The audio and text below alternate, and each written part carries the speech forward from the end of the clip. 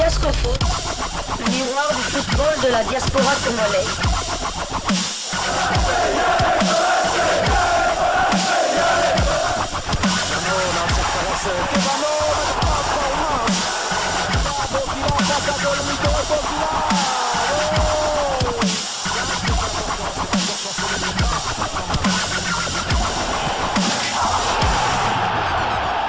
Diasco Foot, le miroir du football de la diaspora congolaise. Nous sommes à l'avant-dernière journée de la Coupe d'Afrique des Nations 2023. Mesdames, Messieurs, bonjour et bienvenue dans ce journal de la CAN. Sylvie Meamwabi, bonjour à vous. Bonjour, Jonathan Massiala. On pensait que ça n'allait pas arriver, mais finalement, après près de 28 jours de compétition, nous voilà en train d'entamer l'avant-dernière marche avant, bien sûr, la grande finale prévue ce dimanche entre la Côte d'Ivoire et le Nigeria. Avant la grande finale, il y a toujours une petite finale à la CAN et cette petite finale aura lieu aujourd'hui à partir de 21h heure de Kinshasa, 20h heure de la Côte d'Ivoire. La RDC affronte l'Afrique du Sud pour une médaille de bronze. On ne va cesser de le dire, mieux vaut une médaille de bronze que rien. Après avoir chuté en demi-finale, il faudrait rentrer avec au moins un butin pour dire qu'on a été à la chasse, et comme on n'a pas pu avoir l'éléphant, on a ramené l'écureuil pour que, en famille, on puisse être fiers de soi. Les léopards de la RDC se sont entraînés pour la dernière fois hier soir à l'Institut national de la jeunesse et des sports de Marcory, ici à Abidjan. Rien n'a signalé de mauvais côté congolais. Ils seront tous aptes pour jouer cette rencontre face à l'Afrique du Sud. L'Afrique du Sud s'est aussi entraînée hier soir pour la dernière fois. Bien avant cela, les coachs de deux équipes accompagnés chacun d'un joueur étaient en conférence de presse d'avant-match. Alors chez le Congolais, on a bien senti, c'est vrai que peut-être il n'y aura pas la même motivation que si c'était une finale, mais on a senti quand même cette remobilisation de troupes prêts à aller jouer cette petite finale. On va d'abord écouter le coach Sébastien Desabre, qui est sélectionneur principal de la République démocratique du Congo. On est extrêmement motivé pour jouer cette troisième place. Quand on s'engage dans une compétition, c'est pour jouer du début jusqu'à la fin. C'est sûr que ça arrive après une grosse déception, mais on est des professionnels, on doit savoir se remobiliser et se remettre à un autre objectif à très court terme, qui est de bonifier cette très bonne CAN que nous avons pu faire en décrochant une médaille. Voilà, Sébastien Desabre, coach de la RDC. Il faut oublier cette demi-finale perdue, se reconcentrer sur la petite finale pour mieux terminer la compétition. Ils n'ont pas de choix finalement, les léopards. Le match le plus important, et c'est lui qu'on doit jouer, et non celui qu'on a déjà joué, parce que ça se solde par une victoire ou par une défaite, elle est à oublier, elle est désormais dans les passés. Le match le plus important est celui qui vient tout à l'heure à 21h de Kinshasa face au Bafana Bafana. On peut beau se remémorer, on peut beau revoir les vidéos de ce qui s'est passé face à la Côte d'Ivoire, mais ce match-là ne reviendra plus. Il faudrait se reconcentrer pour le match face à l'Afrique du Sud, et je pense que le coach a totalement raison. Il faut remobiliser les troupes, il faut faire ce rappel à l'ordre de sa troupe pour que on puisse se reconcentrer pour cette petite finale, parce que c'est toujours important de finir un tournoi avec une victoire, soit-elle en petite finale. Allez, le parcours n'est pas du tout mauvais des léopards dans cette Coupe d'Afrique des Nations. Dylan Batubinsika, le défenseur central de la RDC, qui est en conférence de presse ensemble avec Sébastien Desabre, l'a reconnu.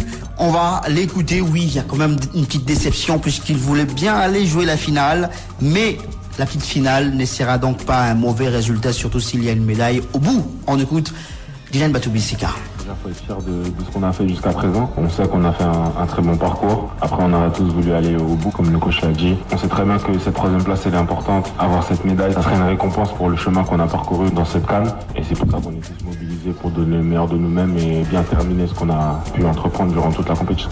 Voilà, c'était là Dylan Batubinsika, l'un des joueurs qui sont à leur première Coupe d'Afrique des Nations ici en Côte d'Ivoire. Oui, Sylvie, une première CAN, une demi-finale. Et on peut peut-être rêver mieux la finale, mais on ne peut pas tout rejeter quand même. On ne va pas tout rejeter parce qu'on va cesser de le rappeler. C'est une équipe qui est, entre guillemets, ressuscitée, puisque après 2 journées, on ne s'attendait pas à voir les Léopards dans cette 34e édition de la Coupe d'Afrique des Nations. Ça relève d'un miracle pratiquement. On ne va pas jeter l'eau du bain avec l'enfant, avec les bébés. On va essayer d'être fiers de cette formation parce qu'elle vient de loin.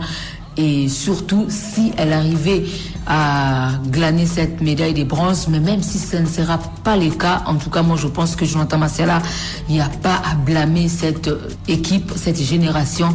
Ce n'est pas évident d'amener 20 néophytes au niveau de la Coupe d'Afrique des Nations et de se qualifier pour les demi-finales. Cette petite finale n'est pas à jeter, mais c'est plutôt à capitaliser pour que demain, en 2025, ça va arriver très vite, que les Léopards puissent, pourquoi pas, faire une marche de plus ou 2 marches de plus pour cette Coupe d'Afrique des Nations au Maroc. Le sélectionneur de l'Afrique du Sud était également en conférence de presse, Hugo Broos, accompagné d'un joueur. Il a dit que terminer 3e ou 4e, c'était la même chose. On sent un manque d'intérêt côté sud-africain par rapport à cette rencontre. Est-ce que ce n'était pas de la communication de la part du Cobros? Vous avez tout compris, vous avez tout dit. C'est de la communication, une manière de jeter un peu la pression sur son adversaire qui, lui, a été clair dans ses propos. Sébastien Desabre n'a pas caché en tout cas son ambition pour cette rencontre de ce soir. Il a dit pour lui, il faudra aller chercher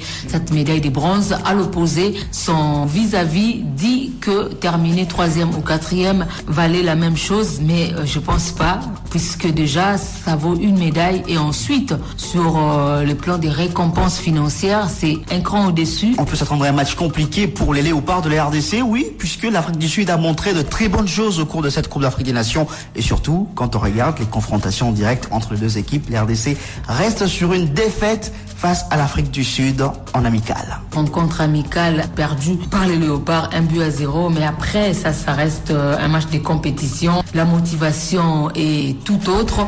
Je pense que après la déception de la demi-finale, on a vu un Chancel Mbemba confiant déjà le mercredi soir en zone mixte. C'était un message indirectement lancé à tous ses coéquipiers, mais également à nous tous.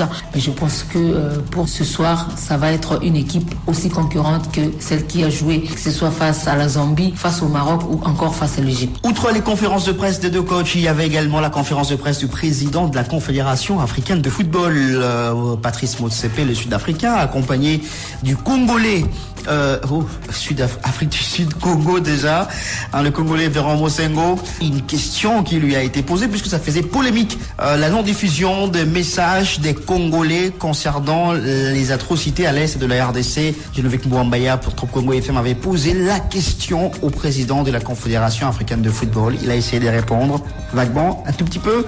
Il a été soutenu par le secrétaire général de la Confédération africaine de football, Véran Mosengo. On va les écouter. Je vais demander au secrétaire général de répondre. Excusez-moi. Mais le message à l'endroit de la RDC, c'est que le peuple de la RDC est un peuple que nous portons dans nos cœurs et nous sommes très engagés vis-à-vis de toutes les populations, qu'elles viennent de la RDC, du Burundi, du Rwanda, de la Zambie, de toute cette zone, de toutes ces zones. Nous ferons tout ce que nous pouvons. Nous avons même envoyé une délégation de la CAF. J'étais censé y être moi-même, mais nous n'avons pas pu y être. Mais j'irai quand même personnellement à Goma. J'irai là-bas personnellement pour témoigner et exprimer mon soutien, car nous voulons dire à toutes nos populations que nous pensons à elles. Bien entendu, nous avons le football comme objet principal, mais pas que. S'agissant des soutiens, le président de la CAF et son comité exécutif, ils vont montrer le soutien au peuple dont vous indiquez en organisant dans les camps de Boulengo des réfugiés un festival Cannes pour le Burundi. Ça, c'est une réponse concrète qu'on a amenée en parlant de soutien. Deuxièmement, vous parlez de censure. On ne sait pas de quelle censure parce qu'ils n'ont pas été montrés à la télé. Alors ça, difficile de dire si c'était censure ou pas. Et cette affaire de la non-diffusion de messages de dénonciation de supporters congolais concernant ce qui se passe à l'est du pays continue à faire parler, à alimenter les débats. D'ailleurs, hier, lors du Conseil de ministres, selon le compte-rendu du Conseil lu par le ministre de la Communication et Médias, Patrick Mouyaya, il a été indiqué que jusqu'à nouvel ordre, l'équipe nationale de la RDC ne s'associera plus à une quelconque activité ou initiative de solidarité portée par la Confédération africaine de football. Avant de terminer sa communication, le président de la République a exprimé sa totale désapprobation au regard du mauvais traitement réservé à nos supporters qui ont fait les déplacements d'Abidjan pour assister à la demi-finale contre la Côte d'Ivoire dans le cadre de la Coupe d'Afrique des Nations. Notamment la diminution d'espace leur réservé dans les tribunes, l'interdiction d'accès des calicots et aux différents supports des dénonciations de l'agression rwandaise dont notre pays est victime. Pour réagir à cette attitude outrageante, notre équipe nationale ne s'associera jusqu'à nouvel ordre à une quelconque activité ou initiative de solidarité portée par la CAF. Dans les mêmes ordres d'idées, le président de la République a ouvert un débat sur les déroulés du match entre la République démocratique du Congo et la Côte d'Ivoire, ainsi que la couverture par certains médias. Le Conseil de ministres a adressé une sévère mise en garde, particulièrement à France 24, ainsi qu'à d'autres médias pour la diffusion de certaines informations durant cette compétition qui ont écorné l'image de la République démocratique du Congo. Ceci est inadmissible.